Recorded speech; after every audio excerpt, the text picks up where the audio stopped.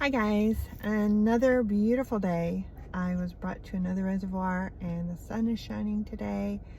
There are geese honking, there's kids fishing, and it's just gorgeous. And Bonnie, my dog, is always so ready to be out of the car. So she's a good traveler, but this is a different kind of traveling for her. She's used to flying over from Germany to here and getting out of her carrier, and then she's done. We're at the place we're supposed to be at. So this is different traveling. So she's getting used to it. I can't say she likes it yet, but she's getting used to it, so it's okay. A couple of things I wanted to share with you guys today. Last night I got to meet with someone that I haven't got to see for a very, very long time. She has gone through a lot in her life, and she has now come out the other side, and she is on fire. She is doing so well and making such an amazing difference in her life, but not just in her life, but in others' lives, because she came out of her fire in a way that set her on fire for others, and she is now reaching out and taking care of them and leading them away from the life that she was deeply buried in. And she's just doing so well. And she talks about how she had to learn to pray and how she reached for God and He was there, and that she said, you know, and all these things just kind of falling into place. And I said, when God's there, it falls into place. That's how it is. It does fall into place. And I always feel like if you try something and you try something, it's like knocking on a door that nobody answers. And if it just doesn't happen, I feel like it's because it's not the way it's supposed to go. And that's easy to say, you know, in hindsight, but it's truly how I believe. So she was like, you know, this fell into place and this fell into place. She's got this great relationship with this guy, and she's just so happy. And she said to me, I didn't know life could be like this. I've never had it like this, and I didn't know it could be this way. And she's just so happy. And to spend that time with her last night and her little one was just so precious. And to see her light up talking about what she's doing for these other people and how she's helping them and how it makes her feel and brings her joy, and how God is so important in her and her new love interest life. So it was just so beautiful to see, and the light in her is so bright. And it's so important for me to be in a person's light, to just feel their joy. You can hear it, you know, when you're FaceTiming or whatever, which is great, but to be in front of someone and just feel that joy and that love, there's nothing better than that for me. So it was just wonderful. I had a wonderful visit with her and just absolutely fell in love with her little girl. So it was so fun. But when I think about those times where things just kind of fall into place, that happens a lot for me, and I think it happens a lot for a lot of people. Excuse the cars that are going by. It's such a nice breeze, I don't want to put the window up. But so when I was coming over from Germany, the plan was to come and stay in Illinois with my kids. My kids had moved from Colorado to Illinois. My son and his family and my daughter followed suit.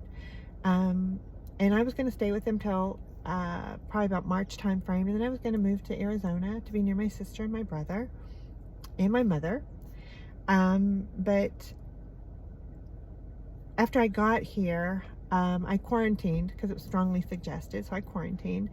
And during the quarantine, I was trying to help my daughter find an apartment. She could not find an apartment. It's a tough town to find an apartment in. There's a college or two, and she just wasn't having any luck.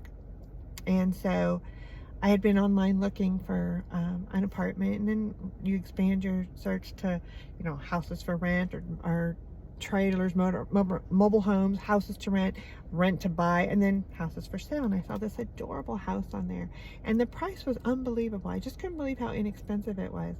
So I thought, you know, I'm going to drive by the house and see if it looks as cute as it does in the pictures. So anyway, so when I was coming out of quarantine, I knew I wanted to find some work. I wanted to do something. I'm a nurse, but I knew that I couldn't find my permanent job because I was going to be leaving.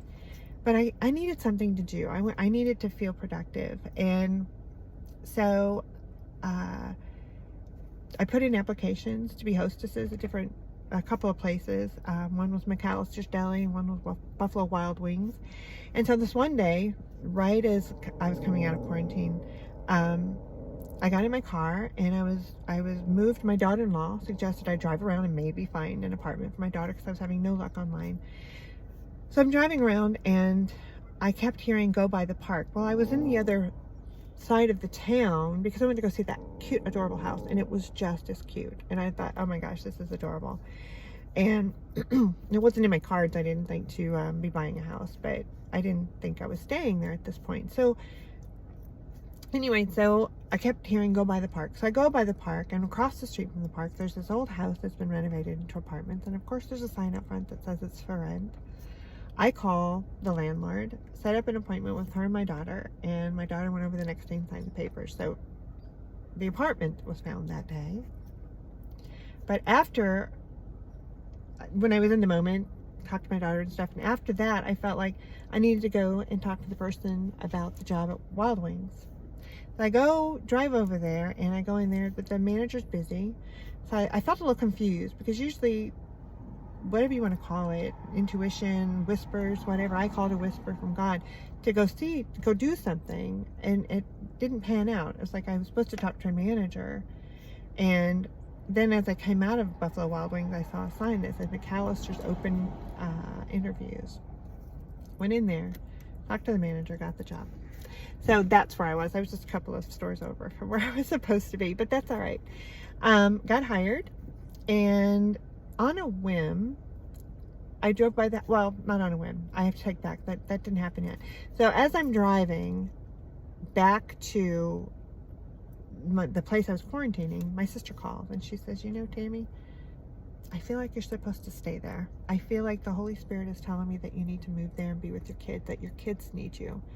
And I knew I needed my kids because I needed to heal. And so you're right, and I said, "But what about Mom? You're not in any condition to help Mom if she needs help." And she said, "Why don't you move her up there?" And I was so excited. I said, "Oh my gosh, I would love that." Because I always wanted to take care of my mom. She didn't want to be taken care of. She wanted to live as independently for as long as possible, like most of us do. And my mom's very strong-headed and stubborn and very independent. So I wanted that for her as well, as long as she was healthy. And she was. Battled cancer 7 times. Why she was here this long, I don't know, but she was. But so the next day, on a whim, I go by that house again, and I call the realtor that's on the sign because I'm moving in with my daughter to the apartment. We're making plans to do that. So I drive by there and I call the realtor and I say, "I think I want to see this house." Don't ask me why. Because I was going to be staying there, I didn't think I was going to buy a house there. I hadn't had a job in 8 years. I'm still legally married to my husband at this point, but I never thought about buying a house. But so I call her and we make an appointment. I go meet with her, and the moment I walked into the house, I knew it was my house. I knew it was where I belonged. I didn't feel like it was a forever home, but I knew it was where I belonged. Again, sorry about the noise, guys. So I explained to her my situation, that my husband and I were separated, but he was a kind soul, and I thought that he would help me get the house, and he did. Financially, it was my money. I bought the house, with my money, our money at the time, but it was my share of the money. And so we got approved. I got the preliminary approval first, and I was trying to get hold of my mom to tell her. Trying to get hold of her. And I tried several ways, and I knew something was not right. So I called my sister, said, she was in Colorado, my mom was in Arizona, she was visiting my dad, and I said, something's not right. So she contacted the manager, and they found that my mom had passed away. And so that part of the plan wasn't going to unfold. But I was at peace with it. It was difficult. It's difficult to lose your parent, especially Mom. But she wanted to die independent, and she was independent. So she died the way she wanted to. Getting 82 years of life after fighting cancer 7 times, it's pretty darn good. She was a heavy smoker for most of her life, so she did good. Anyway, so that was what was changing out of that scenario, that I thought she would be living with me, but that was all right. So I buy the house. January of 2021, I'm in the house, and that September, excuse me, I'll roll that up. No, you're all right. That September, I'm working in the yard, and I hear a whisper say, it's about time to sell the house. What? I just finished the renovations. I need you to get in the car. I need you to remind people that I'm here. I need you to tell them that I miss them, and I'm here, that I love them. And I said, can I stay till Christmas? Can I have Christmas in my house? I don't know if many of you know, but I am all about Christmas decorations. I love decorating for Christmas, and I have too much, but yeah. And so around the 1st of December, I think it was, at work at McAllister's, we had these regulars, and telling me about their grandson getting married the following September. And they said, he's looking for a house he'd really like to live on, and they named the street that I was living on. And I said, you know what, I'm gonna roll that back down, get some breeze in here. I live on that street, and I'm going to be selling it in March. It's just what I was hearing. I was feeling like it was going to happen in March, that I would list it in March. And she said, well, they don't marry till September. So we set up a viewing. They came and looked at the house, and they fell in love with the house. It's an adorable house. Anybody would fall in love with it. But it just didn't work out for a young family. The master suite is upstairs. It doesn't work out if you're gonna have children downstairs, so it just wasn't good. But because of that, my realtor son, who's a realtor, knew that it was going to be up for sale potentially, and he had someone he thought might want it. His house wasn't even on the market, and he drove her by it, and she said, that's my house. She made an offer, turned it down, because I knew that a lot of people want to live on this street. Last few owners sold the house for almost the exact same amount of money. The economy in this town is not, it's pretty inexpensive to live there. And so I would say the median house price is probably about $90,000. Don't quote me on that, I don't know. So this house was quite a bit more, because this street, everybody wants to live on it. The street is so fun. They have like 5 gatherings a year, and they're very close knit. So it's a great social street to live on. So a lot of people want to live on this street. So anyway, the lady then comes back and makes me another offer, and of course I take it, but it's for a lot more than what I paid for it, which is great because I put money in the house. So it all worked out perfectly in the way it was supposed to. So that's how this all happened. And where I thought that I was supposed to list the house in March, I actually closed in March. So that's that.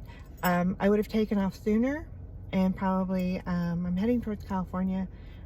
Probably would have ended up there much sooner than I figured I'd be there, around the 12th or 15th of March, but I had a dear sweet uncle pass away somewhat unexpectedly.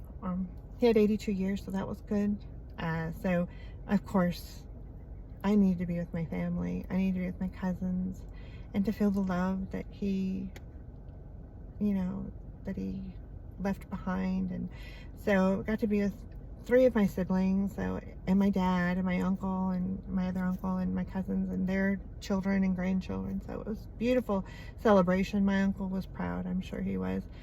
So that got put on hold, and I went and did that in Texas. And then I got back to Illinois, packed up, and yeah, so that's how I roll. It just kind of, he takes the wheel. And I know that sounds corny because of the song, but that's how it works for me. I just let him take the wheel, and I end up like today. The reservoir was an unexpected surprise, but now I'm gonna start looking for reservoirs because this is so nice. And I got to run into a sweet little boy. He said, let me give you some advice, if you don't mind. He was so sweet, about how to play Roblox. And I don't know how to play Roblox, but my grandkids play it a lot. And so he was telling me all these things that I should do. And honestly, I don't know what he was talking about, but it was so nice to just listen to him talk, his sweet little voice, and tell me about his life and how he follows Christ. And so it was a beautiful happenstance, but it wasn't, you know, it's always, for me, I feel like it's just always something that happens the way it's supposed to happen. And I'm just so grateful. And every single morning prayers, night prayers, daytime prayers, whenever I'm in conversation, I just thank him for everything I have, even the things that are in pain. You know, when we lose someone, I thank him for the years I had them. And it's a difficult place to go sometimes, but I try to be that. And anyway, that's enough for today. And I love you all, and I look forward to sharing some more with you. So I hope that these don't bore you, and I'll talk to you soon. Love you all.